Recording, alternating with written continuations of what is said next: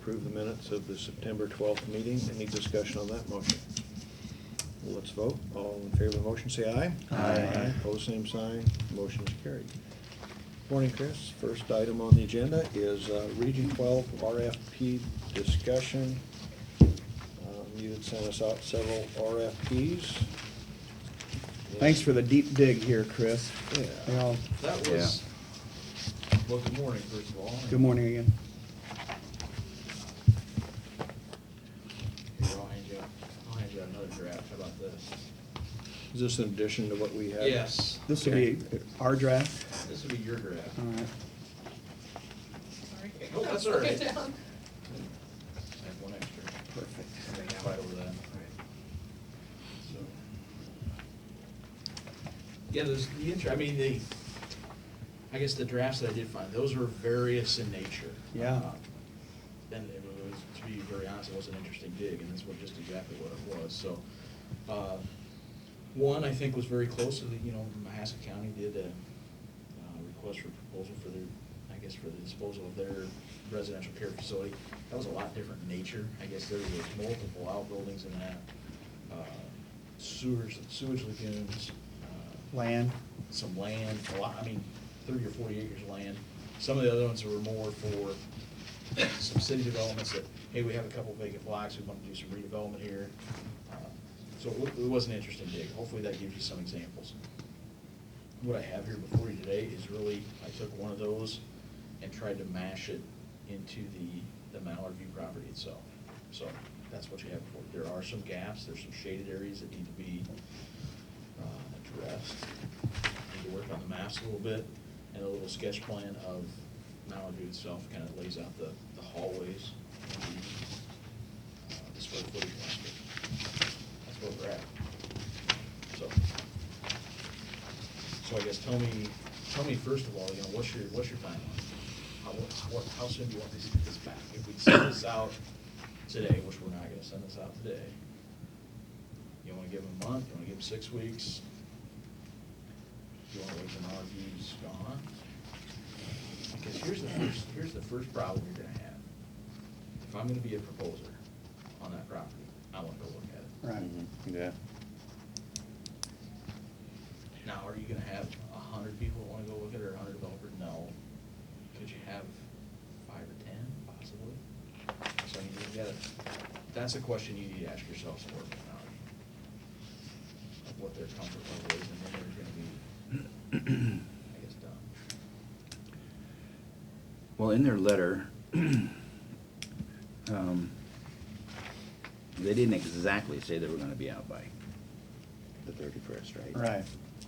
So, they wanted 30 days either way of that, or. That, it'd be nice if we had a more definitive date. I guess my feeling is we've got clients in there, and some of them get kind of jumpy when there's visitors there, and I think we need to owe them the respect to have some of the clients out before we show it. Because just that day we went through the tour there's a couple in there that were kind of nervous. Let's talk about that, and I haven't specifically talked to Sherry about that. It's a thought that I had too, as far as people going through, because she was sensitive about that, and I'm glad she was. I think it'd be a little bit different, maybe if just a contractor was going through, maybe a contractor and engineer going through, looking at the building as opposed to a public meeting with supervisors. Mhm. So, but Marty's point is very well taken. I think we need to have this discussion with Sherry and get you a more solid answer on that. So I'm not thinking it'll be such a problem, and I haven't talked specifically to anybody concerning that. Sure. But I think that's hurdle number one. Mhm.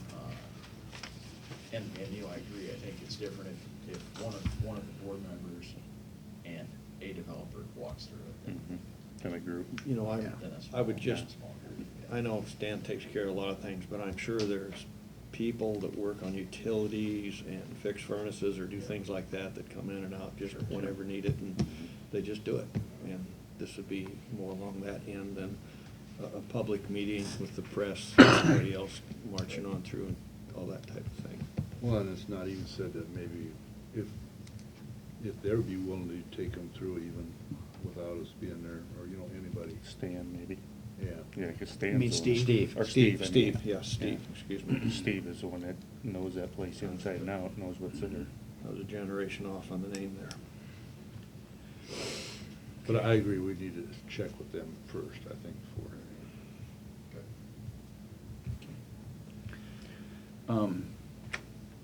And then another part of the discussion is continuation of Dean's comment about not being a definite, you know, they're estimating December 30th, but that's not an absolute date either. We might know more in a month, or the 1st of October, you know, as far as where Sherry's at, and if she can give us a definitive date at that time, or, you know. How big of a situation do you think that is for developer when we tell them it would be available approximately the first of the year, but we can't guarantee it? I don't know if that'd be a big issue. I think if they knew they had to be flexible, they could get it earlier or later by 2 weeks or maybe 30 days. I don't think that would be a big deal, really, in most cases. Well, especially in the middle of winter. Yeah.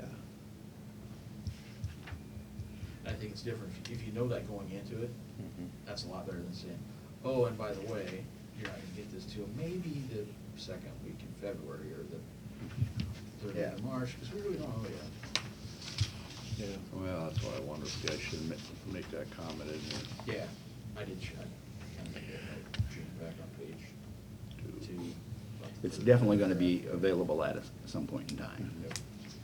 Is there anything in here, we need to, the tower, we need to Yeah, address so that. Is that in here? To what? The tower? Tower. The Yes. easement for the tower. Where's that at in here? This we hadn't gotten in advance.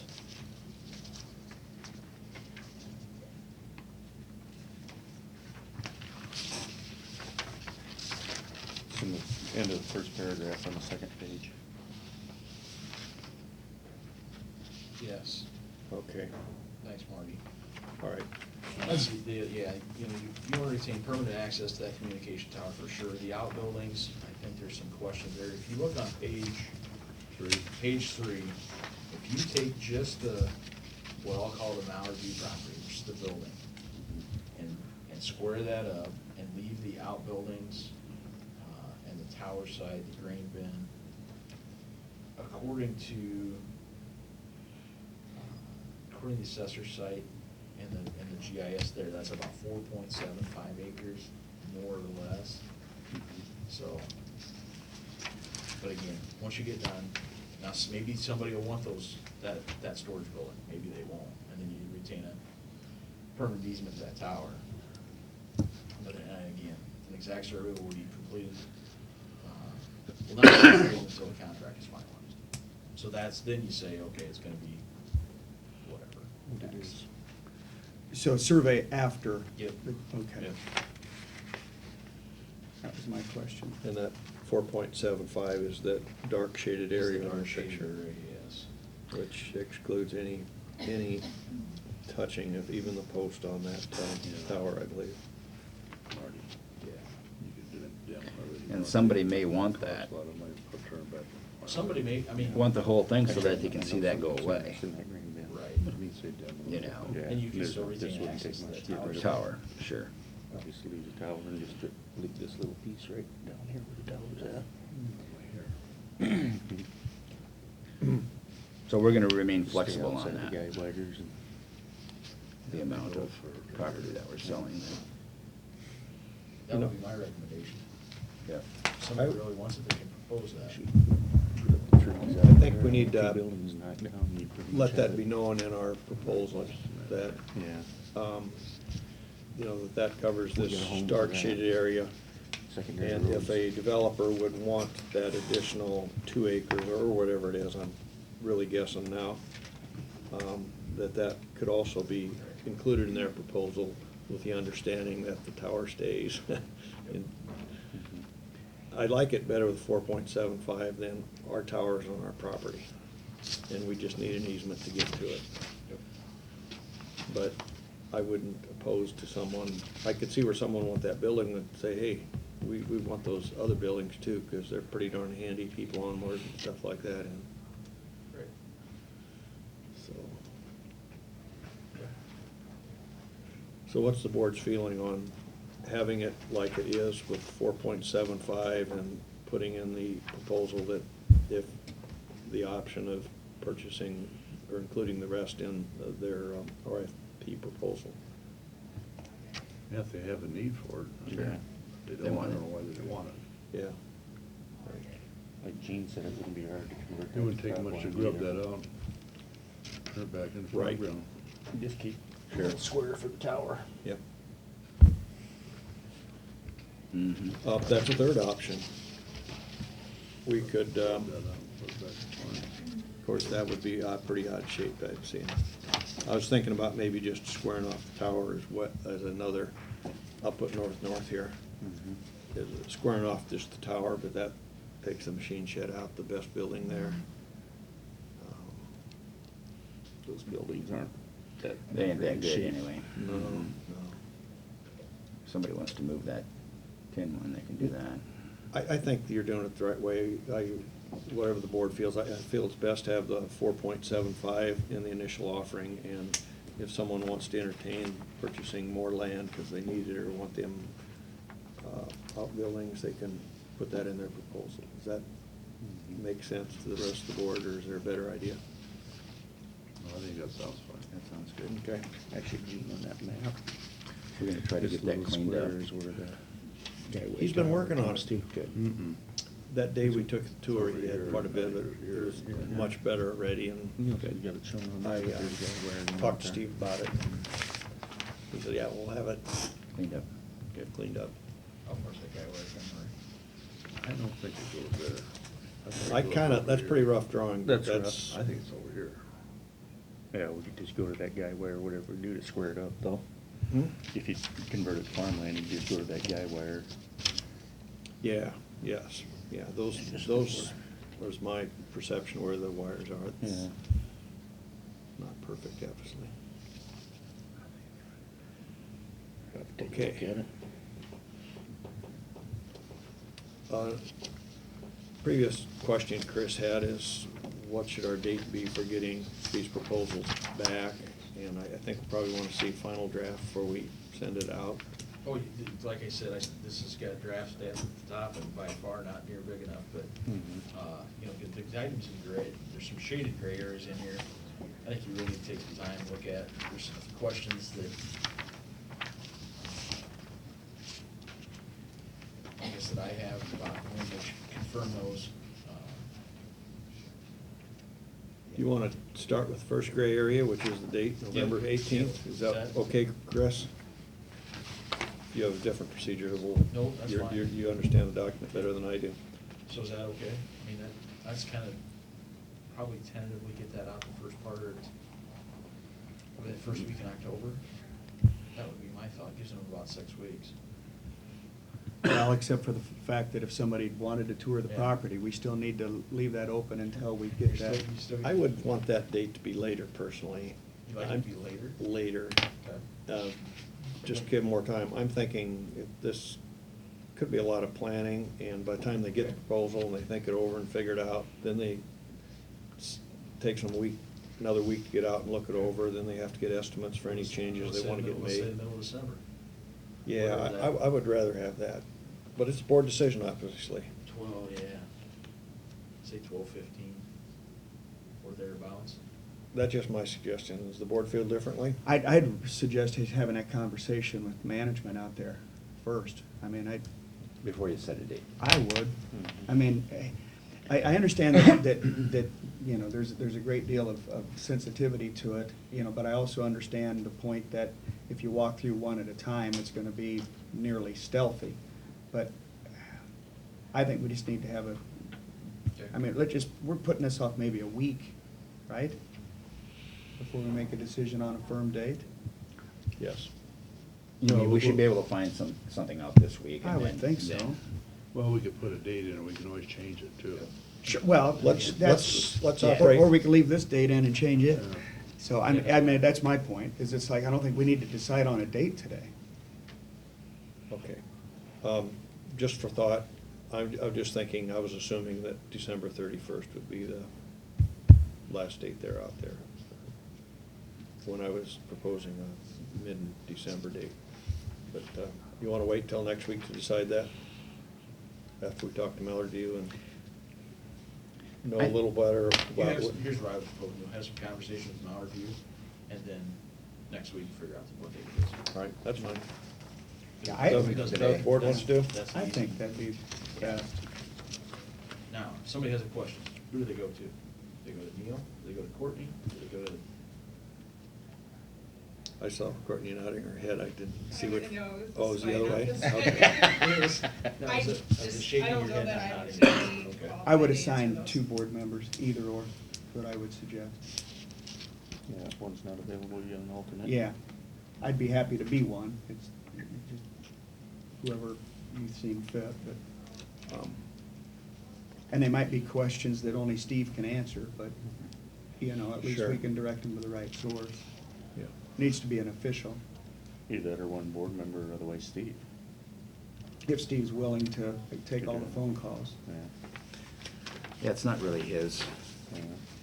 thing, really. Right. I mean, he'll take somebody through, I'm sure, but Yeah, I mean, if the questions, he could answer a lot of questions that we think can't.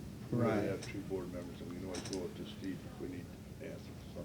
Yeah, that'd be my suggestion. okay, so what you do? I would Neil? say Neil for sure. Who else? I'd volunteer, but it's just whether or not, well, the only thing is, if we have something after. if it gets past January 1st. Yeah. I'm gonna excuse Mark from this one. Is there another board member who'd like to do it? Gene, what do you think? I don't care, I can, it doesn't make me any difference. All right, It can be anybody. Gene and I will do it then. Thank you, Mark, for You're offering. welcome. But I think Dean has a point, this could overlap one real easy. Page 1 is finished. Page 2, again, it talks about, you know, the location of Mallard View itself. It does maybe not, as bold and drawn out. In addition to Mallard View, unless otherwise proposed, the development agreement will not include any of the outbuildings and other structures on the Mallard View site. So if you want the buildings, propose it. If you don't, it's the 4.75. And that you would retain permanent access to the communication tower. I would leave it just the way you got it there. I wouldn't even put those buildings in there.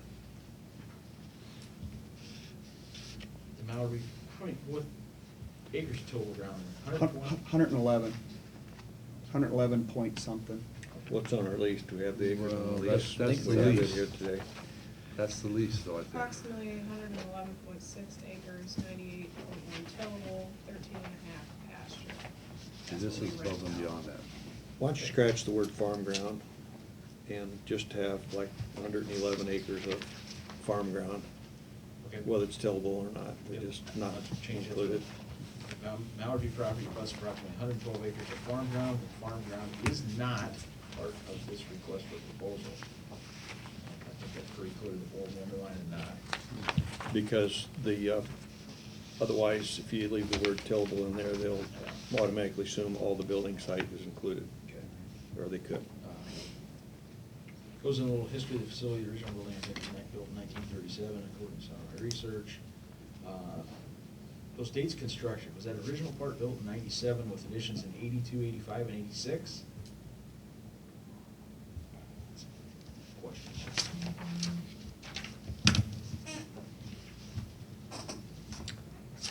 I would say yes.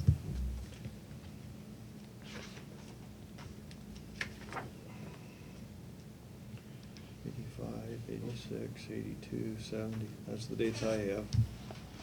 Well, she's got 82, 84, 85, right? 86, 82, 84 instead of 85. Okay. 85. 84 and 85. Those are the dates I had written down on 86. from our tour day. There were, I thought there was an 86, though. This is what I Yes. was given to from Malibu. The, That last wing was done in this one 86. here is, I have 86 written on. Yeah, that's In the one we, yeah, the southwest diagram wing. we got, yeah, on, So 85 should be 86. now there was an 85 and then there was an 86.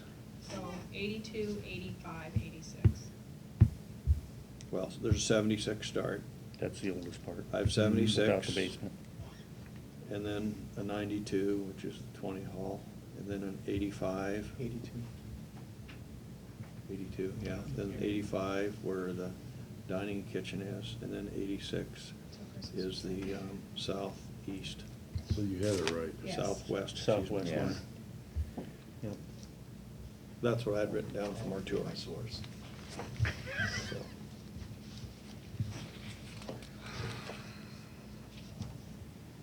And we'll change that that last sentence in that paragraph. Mallard View Inc. is estimated to cease operation of the facility on December. That sounds Yeah. good. Okay. Estimated or planning, whatever. Planning, yeah, Yep. whatever. Do you have anything in there about the possibility of the additional ground here available? Paragraph 1, yep.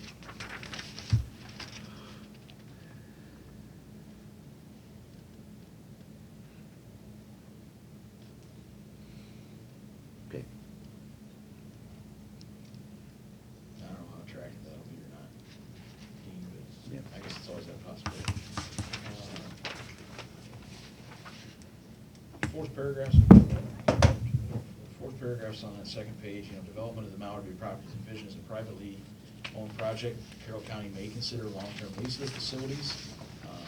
Proposals that involve the reuse, redevelopment, or reconstruction of the Mallard View facility will be considered. Proposals that involve demolition of the facility will also be considered. So if somebody thinks that's a ideal piece of flat ground for development, they can go in there, knock it over, and redevelop it. It's an option. It's an option.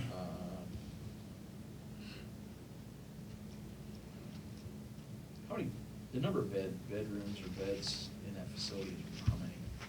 40? Is it 40? 37? 47. 47. 47. Okay. I can get to. There's 47 beds, but how many rooms How many would there actual be? rooms are there, yeah? 20-some? And that's not including offices. This isn't including the 47 bed care facility.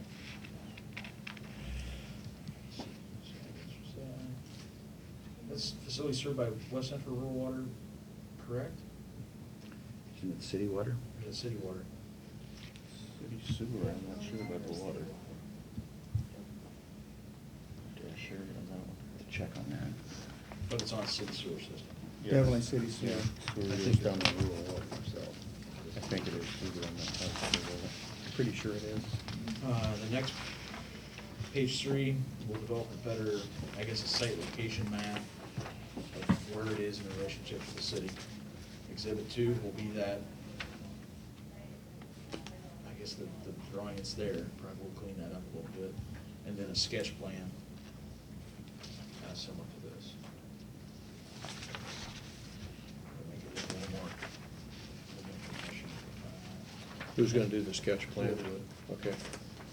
When I say will, one of my other staff members that have talents on the computer, I do not possess. Okay. And again, inspection, I put those two, if they wanna go look at it, they contact Neil or Jean.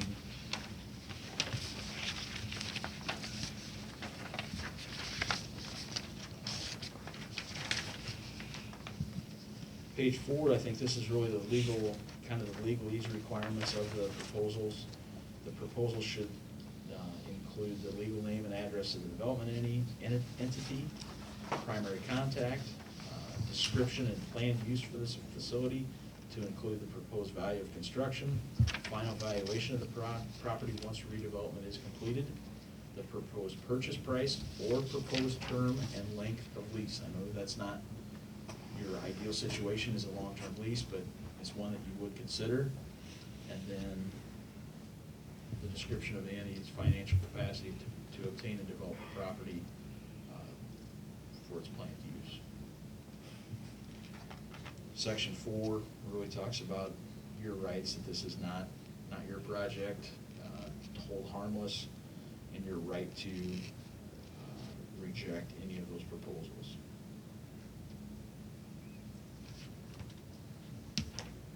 Did we find out anything about that board, or I mean, a public hearing?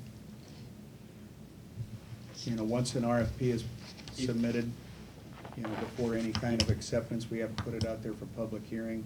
That's For correct. any additional proposals? You get, if you look at 331.361 of the code, and its typical code can be very vague, it lays out the process, and it does lay out some process for requests for proposals. So, how you do it. So, Copy of it it's, here. yeah. So, yeah, you do have to have a hearing. So Okay. once we get a proposal, then we gotta make sure nobody else has got any offers. You have to have a public hearing on the proposal. Questions or comments? Question, go. So at that point, somebody say, hey, I got a better idea. Then I don't know what you do, but. Yeah, that's specifically what I'm asking, is, you know, does that open up additional bidders or opportunities? Well, I think you set the hearing when you were gonna go over the proposals. Correct, yep. Yeah, so that you, after you get the, or when you set that date that you want to return by, I'm assuming it'd probably be like Friday, and then Monday you guys would review that. You'd set your hearing for that day. For that day. Yeah. That way you wouldn't have anybody at the hearing saying, wait, I got a better idea, because that is your hearing. Then you wouldn't have to worry about it coming back. Well, one of the notes that I had, I was gonna save to later, is I really believe John Word needs to review this, you know, before we finalize it. I agree. Anybody think differently on that? No, that would be only prudent on We're us. selling real estate and property, and we could actually go into closed session if, you know, need be. And then section 5, the evaluation criteria, and you could expand this if you want to, but I think it keeps your evaluation criteria straightforward and simple. It's compliance with your requirements, what the proposed use is of the Mallard View property, and the fiscal benefit to the county. So it's not necessarily what's the best sale price, it's what's the long-term fiscal benefit to the county. Right.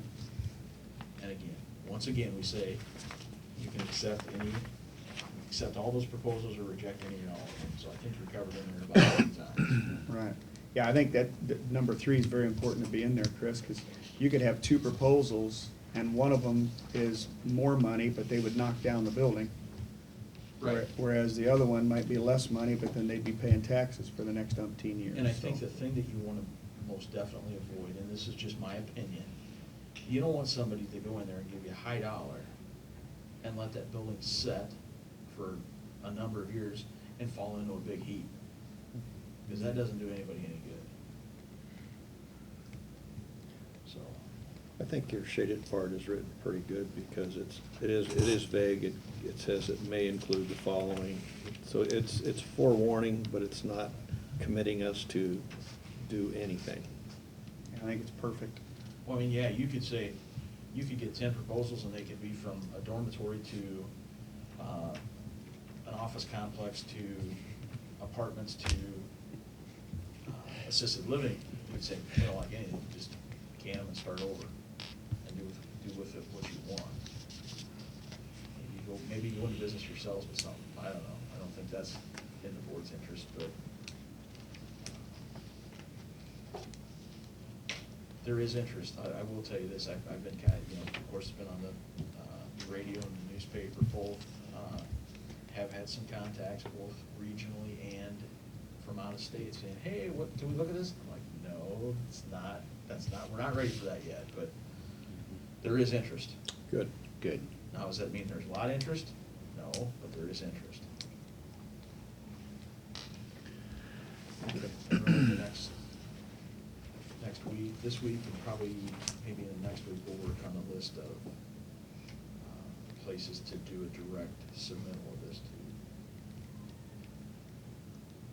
to. When, But you won't do that until this has been final approved. No. as far as the day that we open the proposals, and you have more than one, does this become a auction, or is it just the best proposal? Just the proposals. Okay, In my reading of the code, it's the proposals, it's not an auction. And you open the proposals during the hearing, Yep, correct? correct. Yep. now, when we sold the post office building, that was an auction. That was different than this. Okay. Virginia, comment? Are there any zoning rules that affect this on the books already? Well, whatever, go ahead, Gene. Be whatever the city of Carroll's got within a 2-mile limit. Correct. Maybe we should state that in a proposal, just as a information, and that it's not in the city limits, but it's within the 2-mile limit. I understand it's the buyer beware and due diligence to figure that out, but it's evident, it should be something I should point out for them to consider. So if we do survey that off, they'll have to remind us to do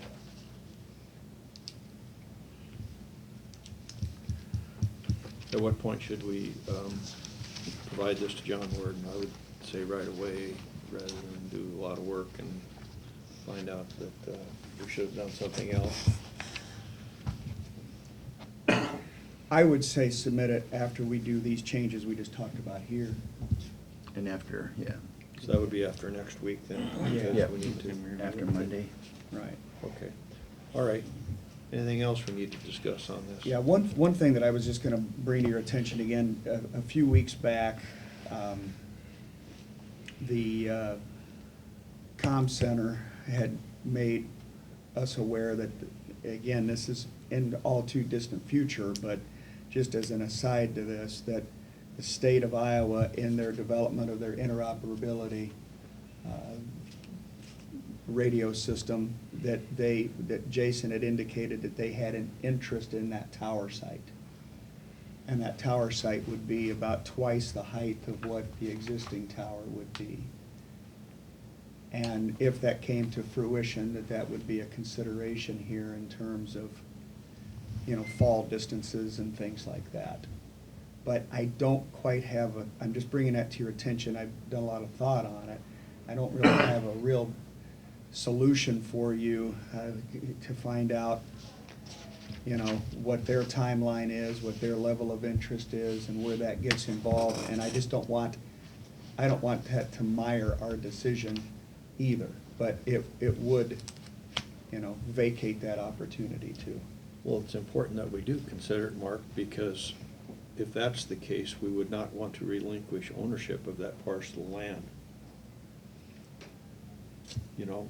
Because if we said, okay, we'll sell you the whole thing, including the land that the tower's on, and you have to leave it there and give us ingress and egress, then we're out of the picture if they want to put it up a different tower. Right, that's why I'm bringing it up. So that's very important to consider. Mhm.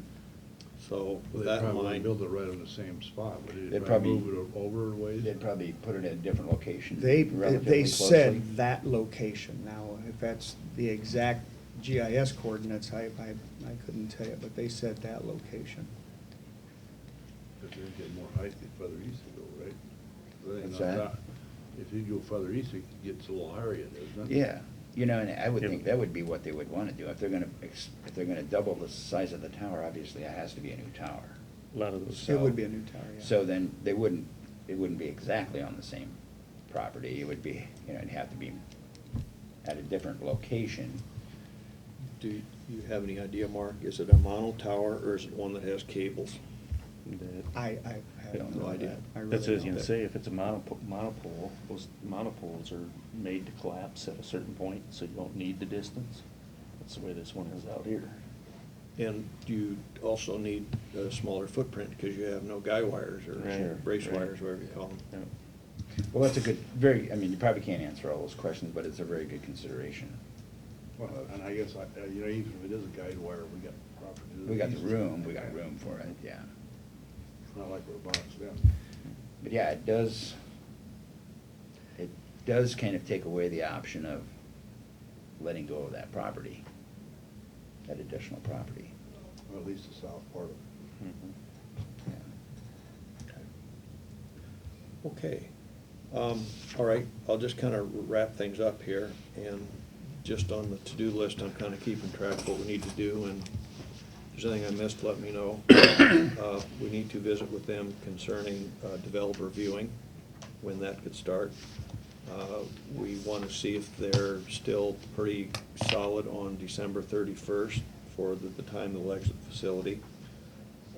We need to visit with Steve and see what his agreeability is to giving tours or answering questions and that type of thing. After we look at this on Monday, we're gonna alert John Worden and get him in on it. Fifth, so those are the things to do. Fifth thing, I'm glad Mark brought up closed session. At some point, if there's any point where we need to go into closed session, because there's things we want to keep confidential for our own benefit, we can do that at any time.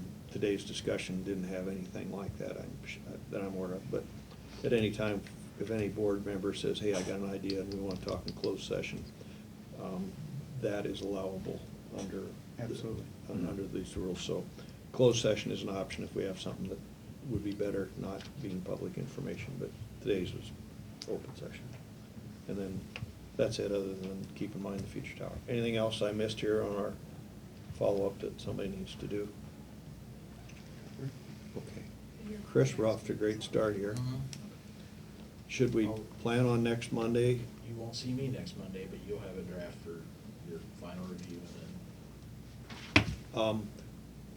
Would we have a draft so we could contact you before next Monday? I think so. That's You- pretty straightforward. Okay. It's in there. All right. Okay. We will plan on looking at a draft at our meeting next Monday. And hopefully you'll get it out to us an email earlier in case someone has some questions. They can contact you before the meeting and get that squared away. Okay. Friday. I think it's very good, Chris. I mean, it's very compact and to the point, so Mhm. that's what I was looking. I thought of the request for proposals you submitted, I thought the two-pager one was the best. Well, I like the two-pager too, but I think the pictures and the drawings and the maps. Yeah, and it's, It's all 1,000 you, words. It's yeah, not- you've really got it on 3.5 pages without the pictures, so I think you did good. Thank you. Anything else for me? Nope. Not for me. Thanks, Chris. Thanks, Well- Chris. Thanks, Chris. Most attorneys would get more pages on this. We'll see what Yeah. happens. We'll see what happens. Sounds good. Thank you. Thanks Thanks, again, Chris. Chris. Good luck. Yep. Okay. Secondary roads is next. Dave, good morning. Morning, everyone. Morning, Dave. Hi, David.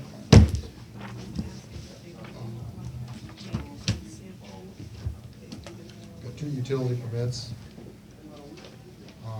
both of them from Mid-American Energy. One at our box culvert site south of Halber, where they're rerouting the lines there to facilitate constructing the culvert on the intersection. They're gonna leave them that way. And the other one is at Van Wall Equipment. Line going across the road, 3-phase line, showing it going across the road at an angle. That's out here? Yeah. So both of them are pretty straightforward and not hidden underground.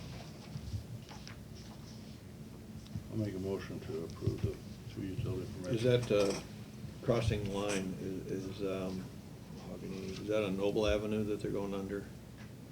No. I know they're on 71 there, 71. but that would be. 180th Street. 180th is where they're going. It's south. But 71 would involve us, so I'm asking where is it?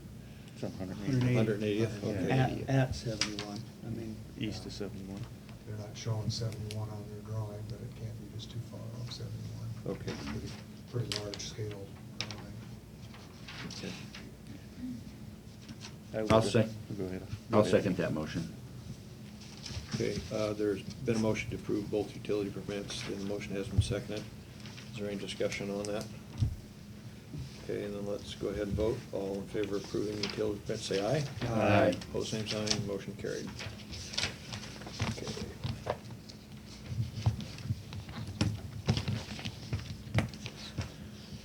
Okay, go ahead, Dave, you have got us. This. Bobcat quotes that we were looking at last week. I downloaded some information off Machinery Trader.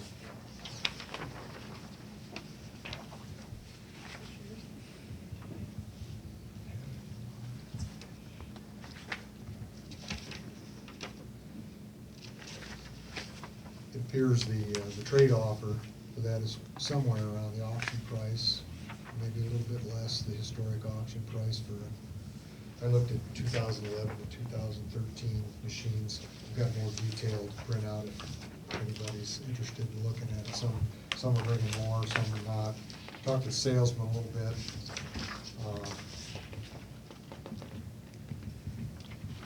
I think it's kind of like our greater trade-ins, you know, they dropped a lot from last year, the value of them did.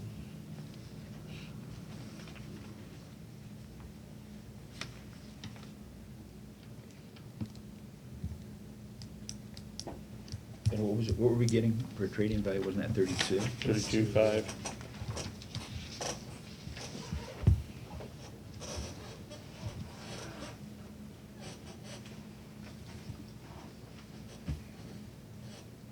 So these aren't actual sales, they're just Those are requests. asking Asking Asking prices. prices, yeah.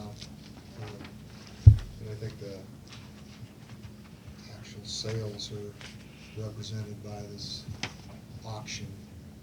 I'm not sure the retail one, if those are actual retail sales or if they're just what they're asking.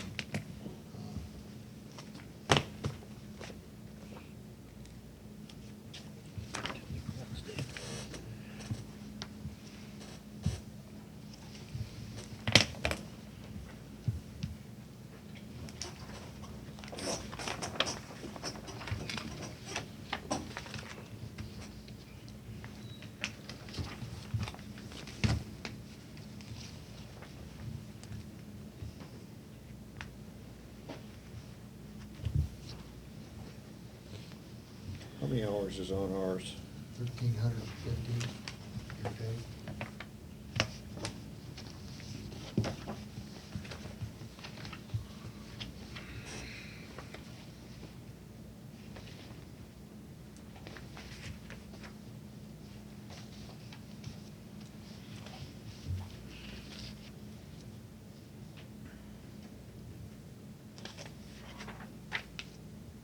Doesn't appear to be a drop-dead deal to me yet. No, I'd agree with you, Mark. I mean, we just don't have a history of doing a lot of three-year trades with anything. No.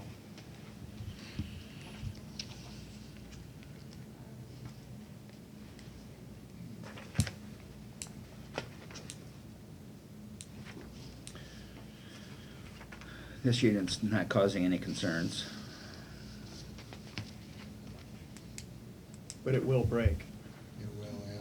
It will At break. some time. At some point, yeah. They all do. Yeah, and it needs tracks, you know, but It will need tracks. It will need tracks, yeah. It's not there yet, but it will at some time, but, yeah, I was hoping for a little bit better Yeah. deal. But if you wait to the point where it's gonna need tracks, then you're not gonna get this price either. no, No. but No. do you want to be trading every 3 or 4 years? No, not necessarily.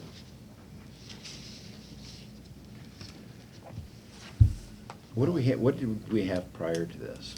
Did we have a skid We loader? still have we have a wheeled skid steer. Wheeled skid, yeah. I'm sure you Well, use A lot this. of the jobs you use this for, you used to use that little crawler cap too.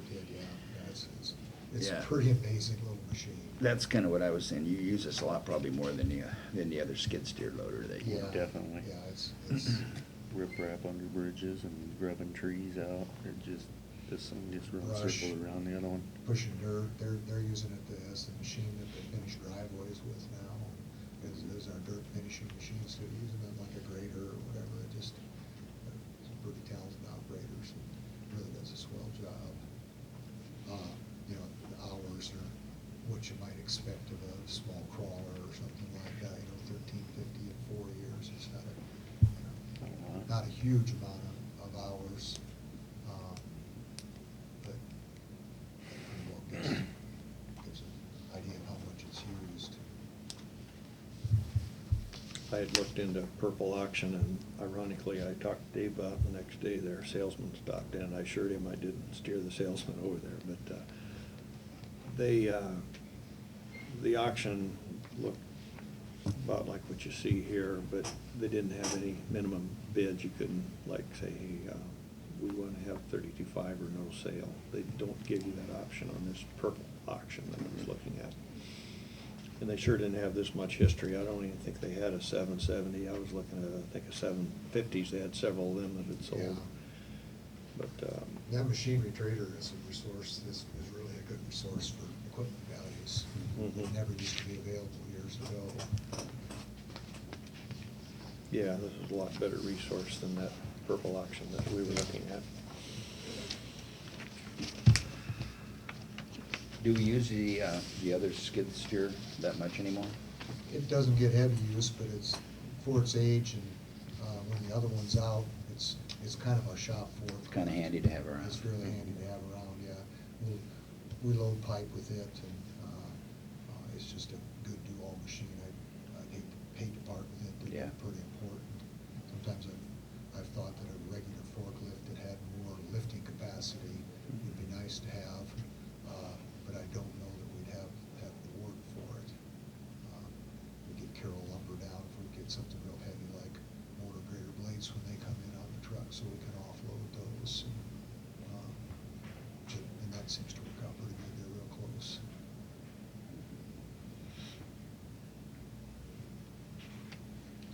So would there be a consideration of just doing the same thing with the present unit that you have? Another year, you mean? Well, and just keep going until you feel you have to? Keep the one you have currently and then buy a new one at that time? I mean, go 3, 4, 5 years. See what I'm saying? Keep that one as a second hand. Yeah. Yeah, maybe trade off. No, that's an idea I hadn't thought about. And then, you know, at that time, maybe that little, the old one, the second-hand one right now, you'd probably have to go away with that one. Yeah. Up the auction or something. Yeah. Get what you can, and you're good out of it. So I guess I'm basically saying is get you good out of what you have. Yeah. I don't think after looking at what I've looked at that I'm real hot on trading at this point. I wanted to look at it. I think there were better days for that. I think maybe the landfill's in a pretty good deal, the way it sounds to me. I bet they use theirs probably more than Oh, we use ours. definitely. It's So a- we use that day in and day out. Yeah, I bet it gets quite a few hours on it. Yeah. Well, Machine- I Go ahead, Neil. I understand where Dean's coming from. I think the long-term cost per year is probably more important than, is very important to look at. Another 6 months, this machinery market's gonna get a little softer. Yeah. Yeah. Timing, I guess, is Yep. not the best. Yeah, there could be better deals out there Yeah. in the future. Okay. So anyway, yeah, I'd put that one to bed for now. Thank you. All right. Thanks Take for your the work time to on look it. at Good it. work, Dave.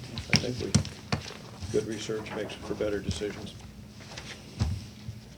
It's good to think about things like this. Courtney had me do my insurance, to make sure all my vehicles were on there, and I willingly obliged.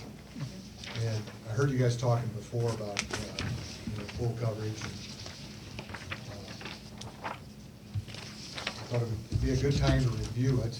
I talked to Terry Axman, and he said he was going to, at renewal time, You have one more, Dave? Okay, I got it. come Thanks. up and talk to you. I had a list of about 7 pieces of equipment that were older, that I asked them to look up the rates. We just have liability insurance on them, and what the physical damage would be. I think it kind of varies, but we've got comp and collision on these vehicles right now. And this is the result of that. And I was kind of surprised there seemed to be pretty reasonable rates, really. Not out of the question. I only made one list of our current equipment thing. But I also wanted to talk about our graders. So right now, we only insure them with ICAP for liability. And otherwise, if they're over $100,000 in value, we insure them on an all-risk policy with Grevens. And we currently only have 8 pieces of equipment on that all-risk policy. Pay a little over $8,000 a year. I guess we've been a little more than that because we added one to it, probably about $10,000 a year on that all-risk policy. There's a $25,000 deductible, so we do have a pool of machines that doesn't have a collision on it, and it's been that way for quite some time. We haven't had a lot of accident exposure to where, of course, with a $25,000 deductible, you wouldn't on those newer machines. It's just kind of there for something catastrophic. That's been in place for a long time. But it is a little bit different than what we have with the physical damage with our Sarah trucks. We got some pretty expensive machines over there too.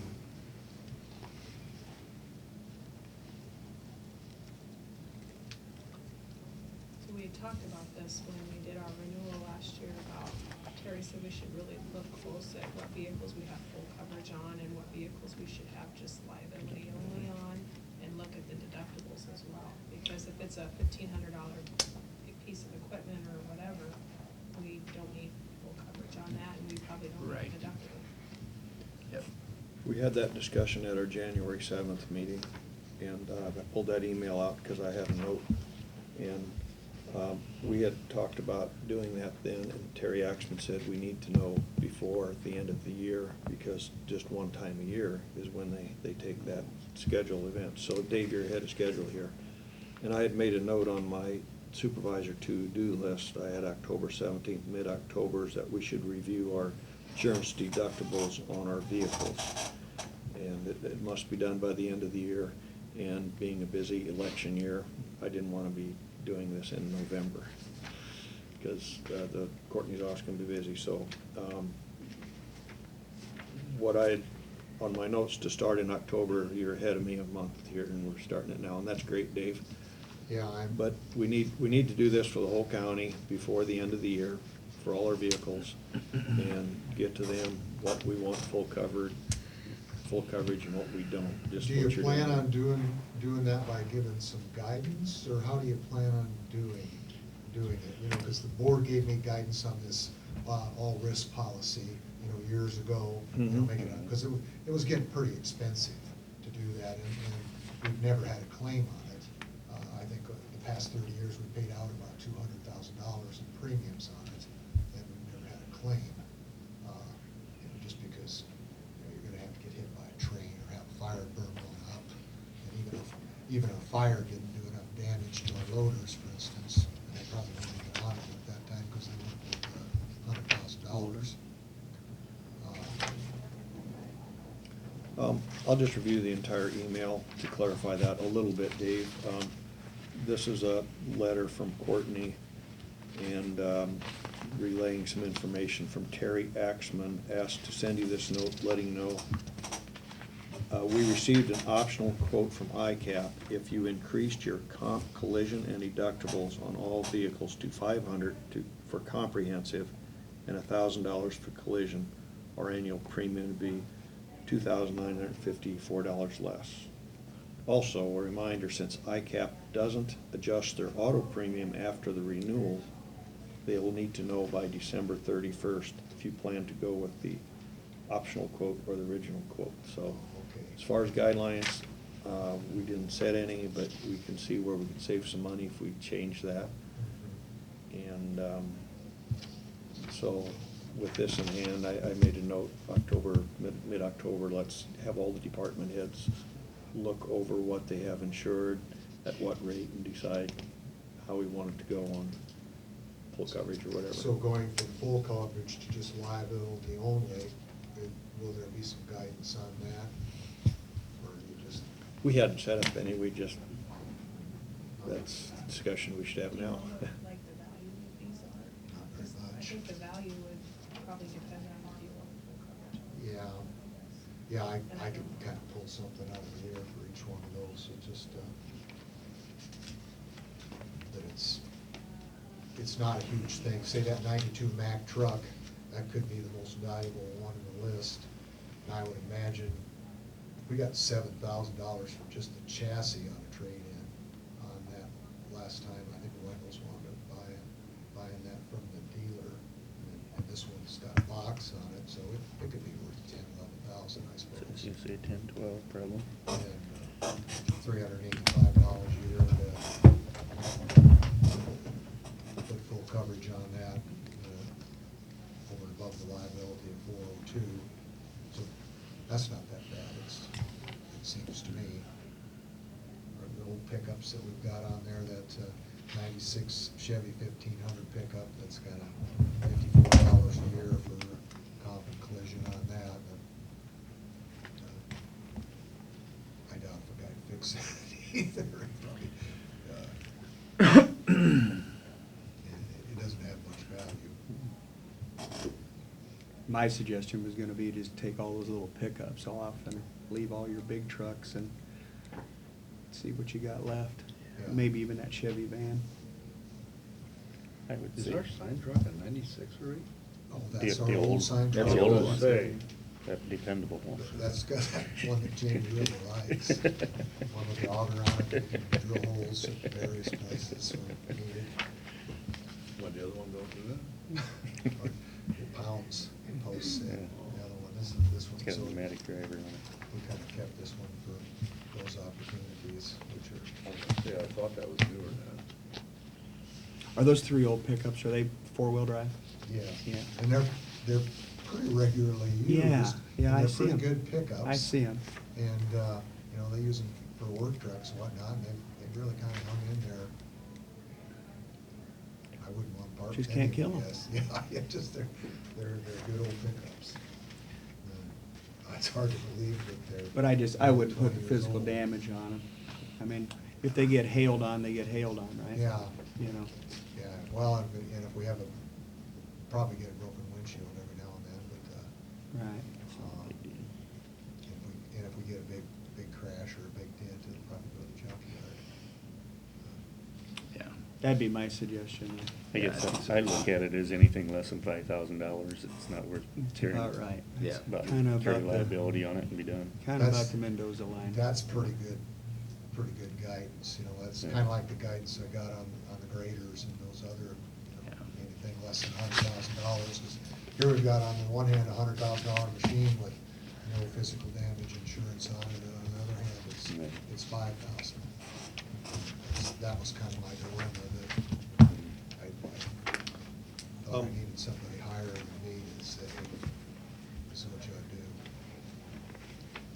In regards to what I just read, there's a couple things here. The first one is, we could save some money if we changed our comp and comprehensive and collision to 500 and 1,000 respectively, but I don't know what they are right now. Do you know, Courtney?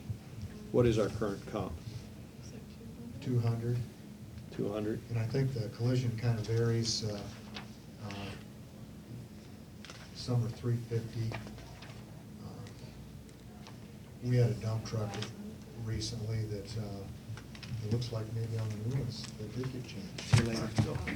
Yeah. God bless you. See, Danny. I don't know how that happened either. It's Yeah. because some of them are 600, some of them are 350. Yeah, maybe it relates to age, I don't know. I don't know either. insurance. We put one of our dump trucks on the side, and it was a $350 Okay. deductible for it. But it looks like some of them are 600, some of them are 1,000, some are 350, but predominantly it looks like 350, doesn't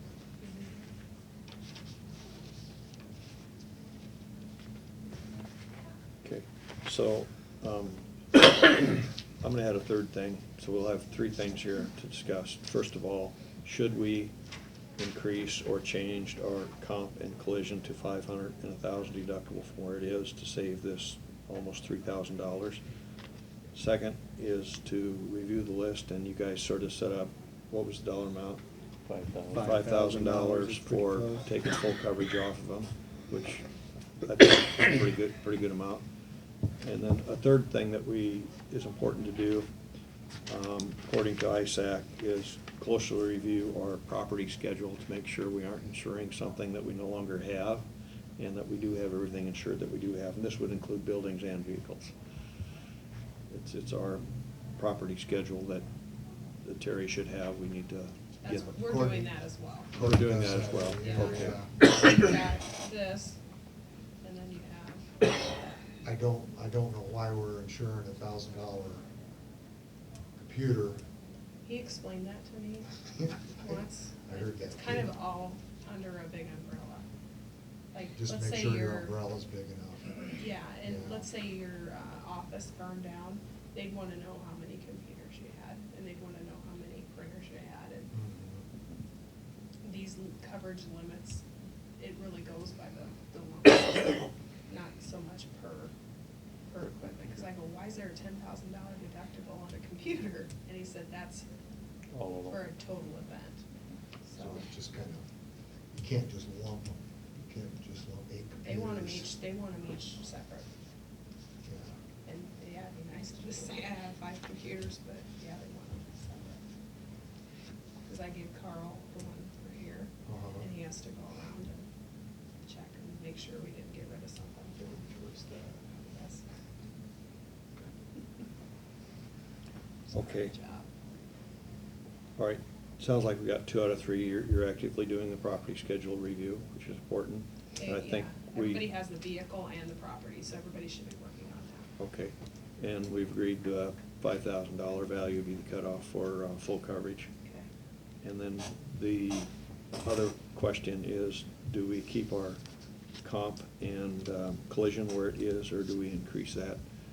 And it's a gamble. You increase it, you can save on your premium. It can ding you on a lot of small claims as well. I'm not sure which is the best way to go. We talked about doing this 2 years ago, and it was my suggestion then that we did do that, but it just didn't have a lot of support. And you know how insurance works. I mean, my thought hasn't changed from a couple of years ago, is we have a long time made a decision to self-insure for our health insurance. Why not self-insure somewhat with our property? Okay. And enjoy the savings. The only concern I could see was, you know, if he had an accident, it wouldn't be as big of a deal, because he's got a very large budget. But like, let's say environmental health got in an accident, their budget's pretty small. So, you know, you take $1,000, $1,500, $2,500 out of theirs, that could affect them a lot more. But if the board's willing to. Amend like we are in a couple of weeks? Yeah, and look at those situations, if there is an accident as a special circumstance. Yeah. We do it 3 times a year, might as well. That would be That's my only thought. concern. Yeah, the solution to that would be budget amendment. Okay. Well, did Terry want to come in and visit with us then? He is willing to. Okay. I think it'd be really good to have him come in. I'm also in favor of doing the, increasing the deductible on both of those. But I would actually like to talk to Terry first. When is he planning on coming in? I was supposed to let him know when and if you guys wanted to speak with him, so I'll get in touch with him. I'll kind of give him those 3 things that we were working on, and that way he can have maybe some rough numbers prepared.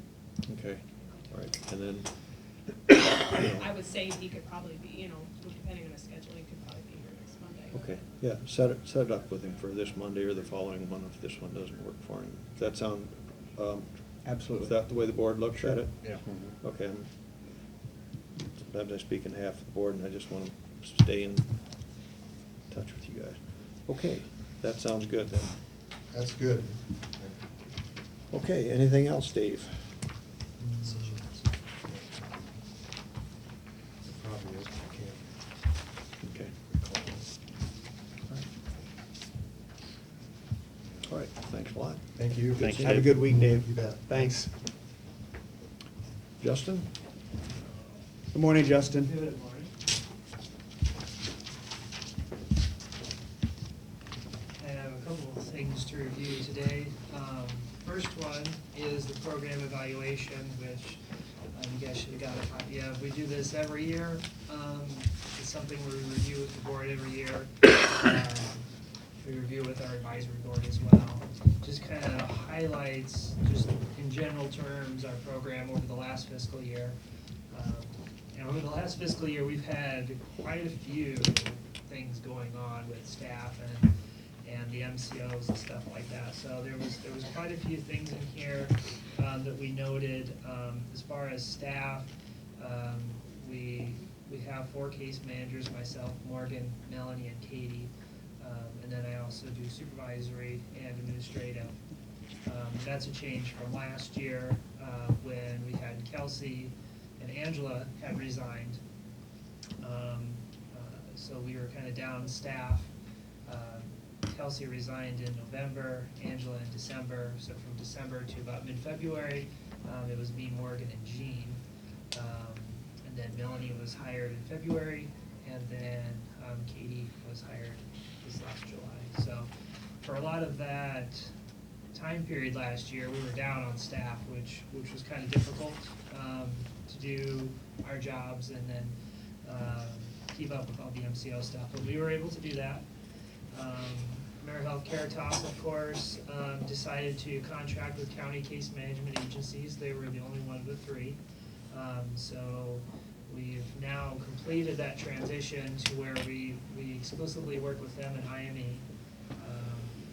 We transitioned those few clients that wanted to work with United and AmeriGroup, and they have those now.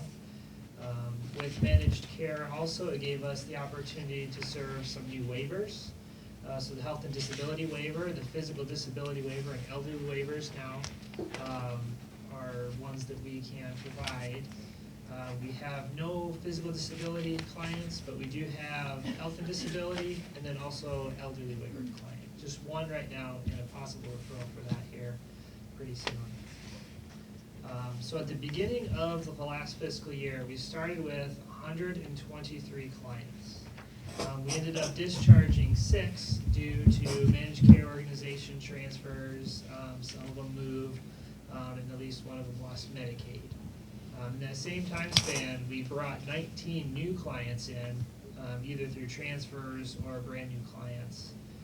So by the end of the fiscal year, so the end of June, we had 136 clients, which once again with managed care over that last year, we were kind of wondering how many clients we were going to have, and it turns out that we actually ended up with more than what we started with. Even since July of this fiscal year, we're up to like 140 with another referral we're going to get sometime this month and possibly another one. So that hasn't been a problem, which is good. As far as accreditation, that was in 2014, so that'll be due again in 2017. Historically, they've added a year on to that for most people, so we'll see. We'll plan on it being in 2017. Performance improvement system, that just kind of talks about what we kind of do as an agency to follow Chapter 24 guidelines. Nothing but that really has changed. We still have the same rules and everything that we follow. That's a change for the other managed care agencies with United and AmeriGroup, since they don't technically have targeted case management, they don't follow a lot of those same rules that we do. And then we also talk about goals for our agency, And so just real generally, we came out with 3 goals. That's just what we want to work on this fiscal year. The first one is that we want to serve those other new waivers that we got. So that includes just finding out, making sure we're up to date on all the rules for the other waivers, letting the agencies around us know that we can serve those waivers so that they can make referrals to us, and to modify any paperwork that needs to be modified due to having those new waivers. The second goal is to continue with the transition to managed care. Most of that is with AmeriHealth Caritas, since they're gonna continue to contract with us. We did finish up in, I believe, July, transferring the rest of the managed care clients to the other 2 managed care organizations. I think there was only like 4 that ended up transferring, wanting to go with those other 2. So with AmeriHealth Caritas, they've kind of slowly been adding some things that they want us to do. They have their own kind of electronic network called Jiva, and so they've been having us kind of slowly do some more things in that, which I'm glad is kind of slowly rather than all at once. So we are still kind of transitioning with that. I And didn't then- know it. I didn't know what Jiva was. I read it Jiva, and I thought it was a Yeah, misprint, and I was yeah, gonna I ask know, about right? that. That's the way it looks. Get They your call Jiva on track. Yeah, they call it Jiva. Okay, And I think it should be Jiva. spelled with a G, but it's a J, so whatever. Yeah. Thanks for explaining that. Yeah, so, the only sort of issue, not really an issue we have, it is some duplication between what we do with CSN and what we do with Jiva. They want stuff in Jiva that we already have in CSN, but Jiva can't do everything that CSN does. And up to this point, AmeriHealth isn't quite ready to work with the CSN people to kind of share information. That's been something that I've been trying to get to happen, so that there's certain information that AmeriHealth needs that's required by the state. I can't tell you what all of it is, like when our visits are and things like that.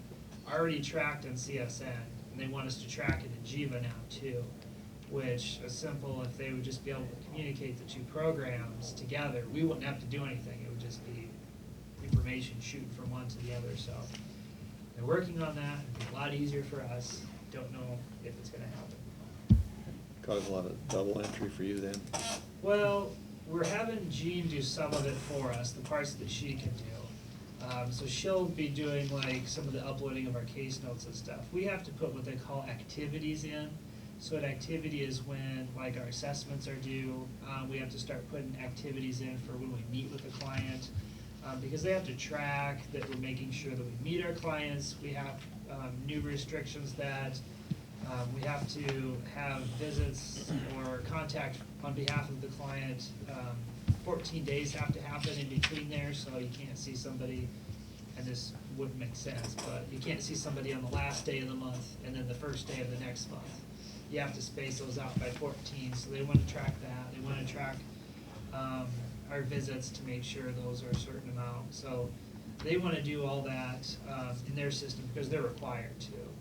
So that's just some changes. Yeah, there's a little bit of duplication. We're dealing with it, but it would be easier if they were able to get those 2 systems to communicate. The third thing is that we want to return to our previous standards. So like I said before, we have been short-staffed for most of last fiscal year. Now in July, we're able to kind of get to the same staff that we had before, so we can kind of work more on seeing clients monthly like we want to, spending quality time with them. The quality assurance can resume now that I'll have a little more time to be able to do that, contacting our guardians, that kind of thing, having our meetings in our office as well. So we're hoping to kind of get on track with what we were doing before managed care and before we lost the staff. So that is pretty much last fiscal year, very quick nutshell.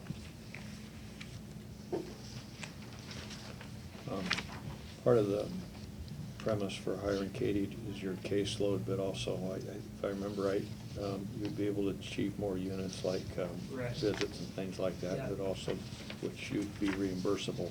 How has that been working out? We've been steadily increasing, so last month we were at like 4.25, so we wanted to get 5, close to 5 to what we were doing before, so we're keep going up, so we're trending up right now, so that is going in the right direction. Of course, with getting more clients than that projection was based on, we wouldn't have to get right at 5 to hit those same numbers, but that's still kind of what we're shooting for. Where were you before the 4.25? Where, the month before, you mean? Yeah. In the 3s. Three, Like the, yeah. I couldn't tell you exactly where, I think it was over 3.5, but. Okay. And One we're thing, trying to- one thing I noticed is, sorry, Justin, but I was just gonna point out that your reserve deficit is improving. Mhm. So it's gone from about 30,000 to 13, so And that, when we go moving through in the right direction. Yeah, and when we go, we're gonna have a little blip on that when we talk about the cost report for last year, for this last fiscal year, but we can get into that then. Gonna go back in the other direction again? Yeah, for, just because we were overpaid, but I can explain that. Okay. This, I just need that, if you guys are okay with that, summary, I just need the chairman to sign. I'd make a motion to approve the case management report, I'll second. program eval. Been second to approve the case management report for signature by the chairperson. Is there any discussion on that motion? Okay, I'll call for the question. All in favor of the motion, say aye. Aye. Opposed, same sign. Motion carried.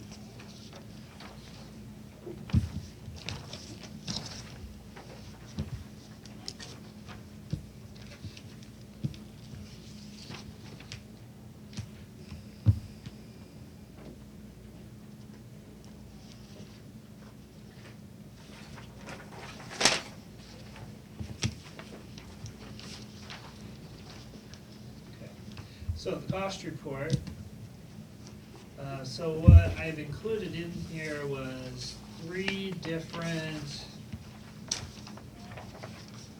these are like the summary pages. I didn't want to give the whole thing as a bunch of pages, but this is basically the summary, the important part here. Just so that you could kind of compare. One of them is the actual fiscal year 15.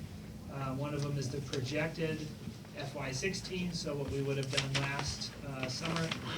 And then an actual FY16, which is what the costs really are. And just pretty much for comparison, we can kind of get into that. One thing I will note that the way the cost report's done is a little more confusing now with managed care involved. They're not gonna have us do, normally I would have come to you in the summer for an FY17 projected. They're not gonna do that this year, they're gonna run with the rates that we already have. So that was my question, why we didn't have a fiscal Yeah, year 17 they project. never told us to do one and said, but if, just don't do it, go with your same rates. But you can't provide one for us either then? No, Okay. well, I could if you wanted. I can still fill out a form and do it if you want to see one. It's just, I wouldn't do anything with it. Okay. But I can do that if you want. And they don't require it until when, Justin? The projected Yes. was usually done by the end of June to provide you with July 1st rates. So, but since they don't, why they. They just don't require one at all anymore? They didn't this year. Wow. And a part of that is, like for us, we have around 140 clients, only 11 of them are going to be paid by IME like they were before. So, I don't know, I think that they would like to change the code a little bit, but this code is still in there, we do like these cost reports, apparently it's not for the projected. Okay. So, yeah, they kind of never told us, never told us, never told us, and then we're like, you don't have to do it. And we said that like, in July, so kind of like, okay.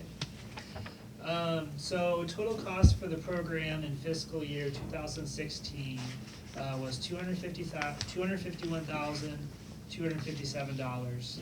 The projected cost was $316,853.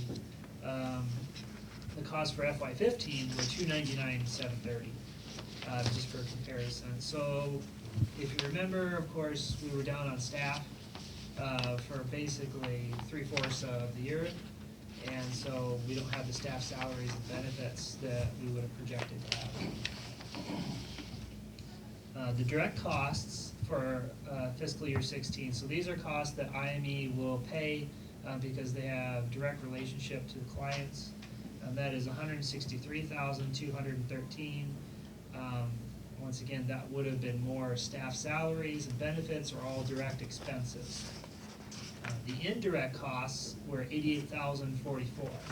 So the unfortunate part with salaries and benefits being a direct expense being less, the indirect expenses are always pretty the same because of building expenses, clerical salary, that kind of stuff just doesn't move. So the directs came down, but the indirects actually slightly increased from the year before, which is a lot of that is the administration time in there and the clerical. So, cost to the county for fiscal year 2016 is going to be $50,505. The projected was $50,590, so it is pretty much spot on with what the projected cost report said from last year, which is to me amazing that it was that close considering all of the stuff that's happened. The cost would have been less if we would have had a full year's of salaries and benefits because those were direct. And so our direct expenses would have been higher, our budget would have been higher, but those would have been reimbursed. And that $88,044, more of that would have been reimbursed if we would have had more direct expenses. Of course, the indirect expenses are limited to 23% of what the directs are. Is the 23 expected to continue into 17?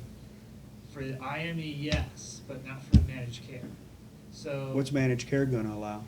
everything, Everything. yeah. That, as of now, you get paid what you get paid, and we've asked them multiple occasions, and they said, "You do not do cost reports. You come up with your rate, and you get paid for your units." The IME, whatever, 3 years ago, wanted to put that limit on indirects, basically as a cost-saving measure, of course. Okay. And so managed care, they don't do the same thing that IME does. So that's actually going to help the amount that the county would have to pay for fiscal year 16. So basically how we get to the part where how much we should have been paid is IME, we do this cost report, we look at all our expenses, what should be reimbursed by IME, and how many units we provided, and they divide that all up, and they get a rate of $35.46. So for all of the units that we provided last year, the price should have been $35.46 instead of $44.38, because we provided slightly less units and our costs were down, and the indirect was up. So basically, IME paid last fiscal year $251,235, which again, if we weren't limited to that 23%, basically would have been a complete wash. We would have been paid almost exactly what our expenses would have been. But with the 23% limit in there, that's kind of what gets you. So, in looking with the cost report, what they wanted us to do then is take the amount of units that were paid by IME, take the amount of units that were paid by the MCO. So with IME, we kind of had to knock that out. IME should have paid us $200,739 for fiscal year 16. So we ended up having an overpayment of $50,495. So while the projected expense to the county was right on, because of how goofy the year went and not having as many direct expenses, we ended up getting overpaid even though we had less units. So it worked out really weird. So we were overpaid $50,495? Correct, yeah. Mostly because that 23% in the direct was different. So actually, we only provided, I think, 400 less units, 330 less units than we projected, even with all the less staff.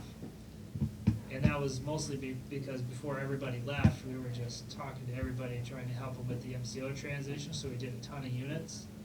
And so we probably got more units than we should have compared to the staff that we have. I don't know if that makes sense or not, but with a full staff, we were gonna get 6,000 units, but with partial staff, we ended up getting 5,600 units. So with the addition of Katie and the increased salary, that will increase your direct cost, which will increase the 23% for IME and increase more units, Correct. which are paid directly by the MCOs, I guess. Yes, that is correct, yeah. Okay, that's. Does that okay, make more sense? I It's got it. really, like, this year was really, really confusing. So, Spending money to make money in one respect. right, kind of, yeah. So IME, like I said, is only gonna ask for the IME claims back. So we provided almost 4,500 units for IME. We provided another about 1,200 units for MCOs. So only the IME units that we were paid for are they gonna recoup.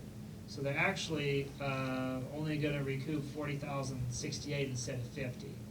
So the extra 10,000 that we should have been recouped was from the MCOs, and they're not gonna ask for that back. So really, we were overpaid by 50, we only have to pay 40 back, so the cost to the county is gonna be 40,077 instead of that 50,000 number. And that's just kind of a little glimpse of how things will be changing with managed care. Now, this year, the majority of the units came from IME rather than managed care. That's gonna be the complete opposite of this fiscal year 17, when probably 85–90% of the units are gonna come from MCOs. And they, as of now, have no intention of asking for, cost report or anything. So that's, at the very end there, I kind of put in there again, what we're kind of looking at as far as the units. If we are able to get to 4.5 units average for the whole year, it would be 309,000. If we're able to get to 5, it'd be 343,000. That's just for managed care. I didn't include the IME in there because it's too, it fluctuates. It could be another 20,000 more maybe with IME. It really depends on the units and things. The more units we provide for the MCOs, we get to keep all that, but then when we do the cost report next year, they'll say we should have had a less rate. It's really kind of confusing. So I just put the MCO because then we will get that. That's what we will get. And then as far as the recoupment, we put this is due by the end of this month as far as the cost report.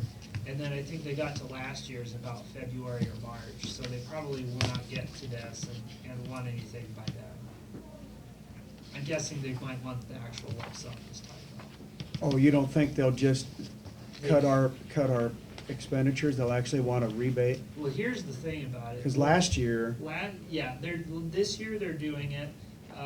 The thing was, we had one full payment that they were able to take from us, one full month, and I think that's where you saw the fund balance dip, was when a full month we didn't get paid for because IME recouped that. So they only recoup the IME units, which now we only get paid maybe $2,000 a month. And so it just takes longer. It's gonna take a long time to recoup that. I think we still have around $11,000 from this last time. So basically, anything we do from IME, they just keep. And so $40,000 would take 20 months if they kept everything. So, I mean, I'm fine with that. I hope they do. I won't offer, but I just don't know if they're gonna be okay with that at that time. They're okay with it now, as far as I know. You could suggest it though. Yeah. do you think that, for the board's sake, do you think that you can provide us with some kind of cost projection and reimbursement projection that would show when that fund balance would break back to zero? I can try to do that as best I can. Is it, That's the well, moving target, but assuming, yeah. let's just assume everything remaining the same today. with the 3.5 case managers and you as supervisor, and, you know, the one staff, Uh-huh. and using the same caseload and reimbursement schedule. Just assuming everything today, I would like to see what a projection would be, you know, whether that be 12 months, 15 months, 18 months, 20 months. Yeah, I can do that. That'd be good information, Justin. Okay, and that's all based on how MCOs bill today. Their billing, they said, will stay the same for this whole year. At Yep. some point, they may want to go to a per member per month, and I do not know how that would Right, affect us. yeah. I would just want it just based on what Yeah. we know today. Yep, I can do that. I get that.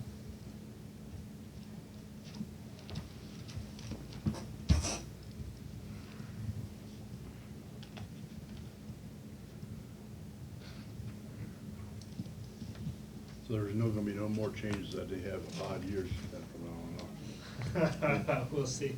Who knows? Well, this appears I to think it's be, almost a guarantee that will I think something, yeah, I'm sure, the only constant is change, so, Yeah, and it's with them. yeah. So I'm hoping that maybe IME will decide that paying the people to do all the cost reporting doesn't justify what they get in return. I don't know. I mean, to do a cost report for us on 11 clients, you know, some agencies don't have any IME clients, so I don't know what they'll decide to do, but nothing can change until they change the code, so. and I assume you want a motion to approve the Yes, financial please. and statistical report for purchase of service contract. So move. Second. Then moved and seconded to approve that financial and statistical report for purchase of services contract. Any discussion on that motion? All in favor then, say aye. Aye. Opposed, same sign. Motion carried. When I get that report, would you like me just to present that to the board then? If you care to, I mean, Okay. we I miss can- seeing you every week, Justin, so, Right? yeah. Used to have just a reservation for you. Yeah, you could, just in case we Okay. had some questions, Sure. and we won't keep you long. But thanks for doing that. Yeah. I'm certainly curious into knowing how long that'll take. Looks like 17's gonna be a real turnaround year. It you know. should be. And like Mark says, this would show if, when it would happen, till something changes, obviously. Yeah, yep, I can, and in the course of doing that, I will end up, you know, just doing some sort of projected report anyway, just because I'll need that, so, yeah, I can just come back when we get that. Any timeline, or just sometime? Couple weeks, 3 months, whatever. Okay. Whatever works for you. Yeah, Okay. whatever works for you. You certainly nailed that amount of reduction. I mean, you nailed that one. I'd like to say it was skill, but it was luck, with all of the changes. Sometimes it takes a little. You're right, yeah, you need a little luck on your side sometimes. Yeah, there's been a lot of challenges with all the changes. I appreciate how you're handling them, Justin. Is there anything else for us? No. Either way? I don't think so. Okay. All right, thank you guys. Thanks, Have a Justin. good day. You too. Okay.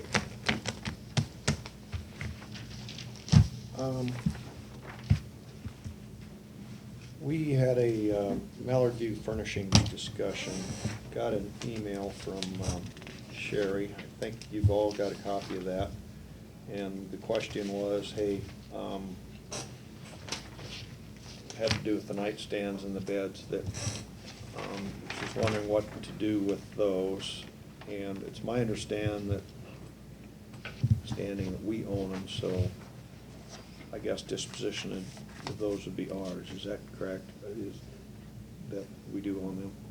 Yeah. So that would be, I said, well, that was my thought, but I need to get board consensus or approval on that.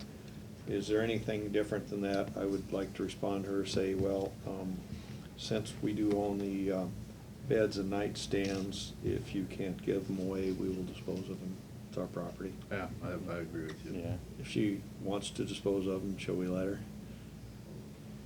I see no value in them, actually. I see no value in them. Yeah, it's So basically. I think we're gonna end up with them. I'll just assume that, but if it would be convenient for them. If not, I mean, we'd get to the sale of the property, and then it's gonna be all on us to get rid of them, and I don't feel like backing my truck up to that, so. Southeast Rail is pretty much zero. Yeah. I think during our tour, and this was good, we sort of went over all the other things, and there's a pretty good understanding what goes and what stays. Is there any other questions regarding furnishings, other than nights and bedsteads? Okay, all right.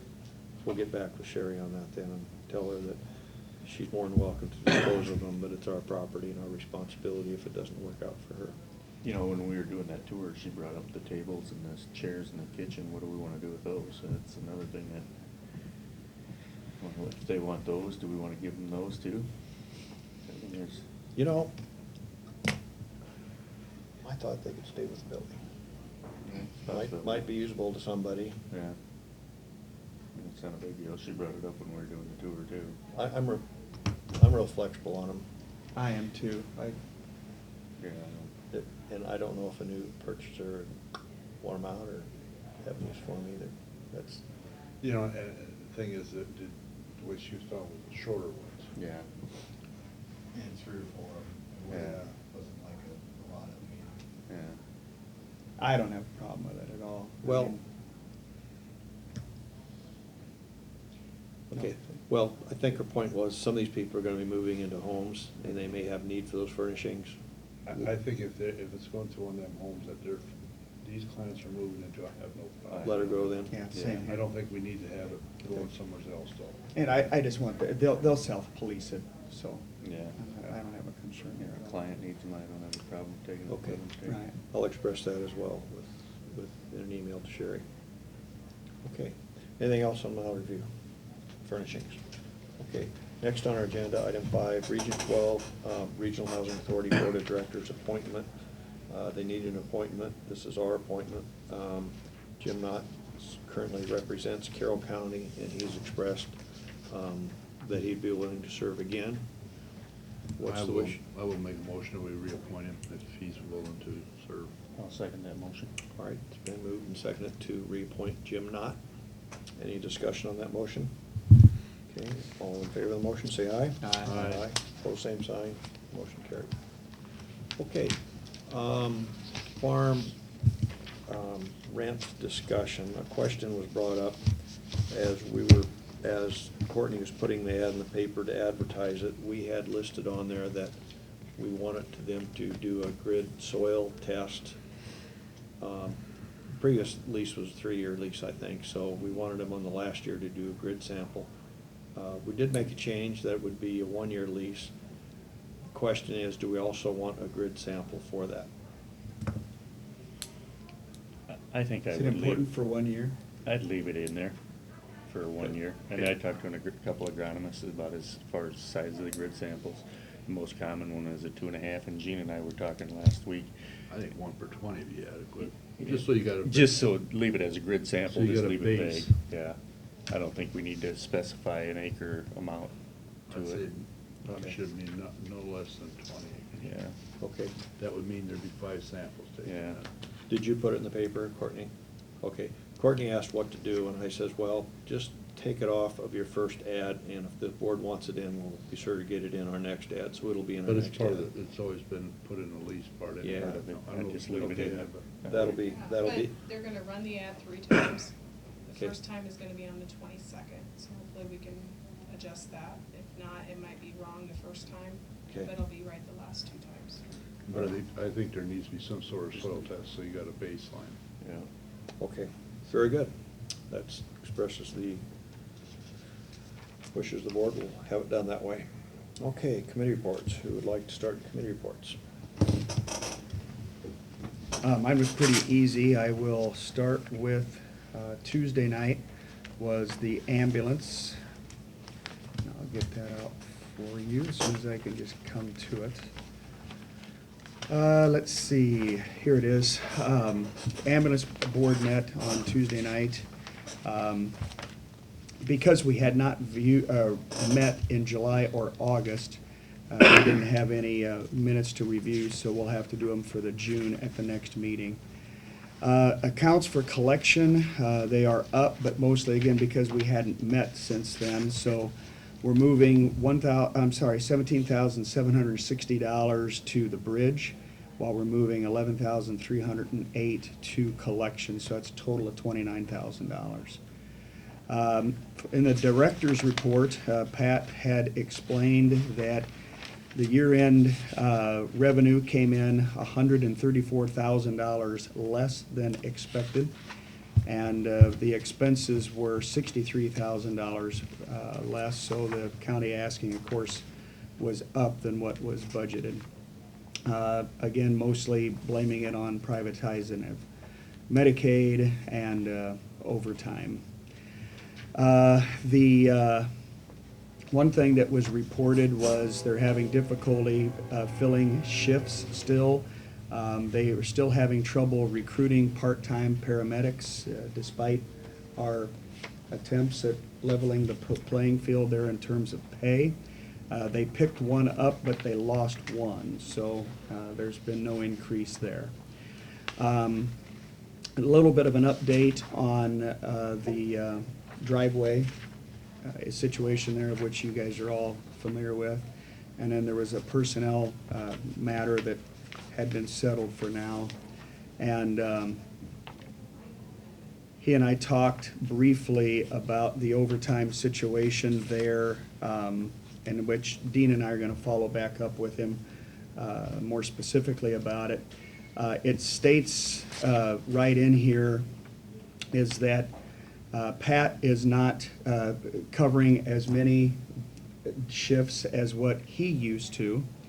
And yet again, at the same time, the billing administrative assistant is picking up more overtime. So to me, something's not matching up there. He's not backfilling on the shifts, and he's also not backfilling in the office. So I'll let you guys stew on that one for a while. Other than that, he sent out a email on Friday about a new ambulance.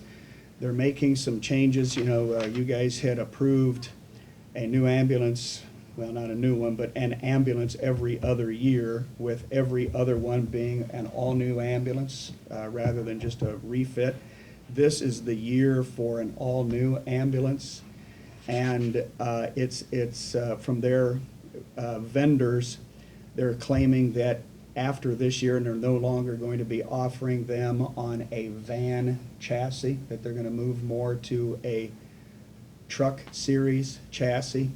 So, you know, he was putting a question out there, should we go ahead and try and get one now and get it on a van chassis, or do we just wait and see, you know, what kind of availability plays into it? So he's seeking advisory board input on that before he takes it to the board, but I would say I'd look for that in the next few weeks, that he'll be approaching this board on So that. there's not gonna be a vendor that builds them on a regular chassis? According to his It'll be information. like a big truck, like a Freightliner, what you see in the cities? Well, it'd be like a, let's call it an F-550 or a, you know, perhaps a Ram 550.